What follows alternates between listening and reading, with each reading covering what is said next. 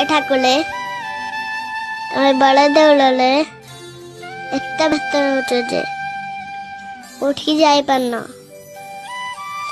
ସାରା ଜଗତ କଥା ଚିନ୍ତା କଲି ରାତିରେ ବି ଶୋଉନ। ଟିକେ ଅଇନାଳେ ମୁହଁ ଦେଖନି, କଳ କାଠ ପଡ଼ିଗଲାଣି। ଟିକେ ବି ଯତ୍ନ ନଉନ। ଏଠାକୁଲେ ଗୋଟେ କାମ କରୁନ, ଲୁଚିକି ଦିନେ ଆମ ଘରକୁ ପଳେଇ ଆସ, ଟିକେ ରେଷ୍ଟ ନବ।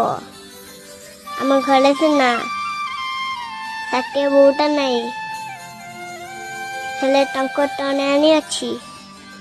ଆମ ଘରେ ସିନା ଅବହେଳା ନାହିଁ, ହେଲେ ଗୁଦ ଗୁଦ ଅଛି। ଖାଇ ପିଇ ଟିକେ ଶାନ୍ତିରେ ଶୋଇ ପଡ଼ିବ।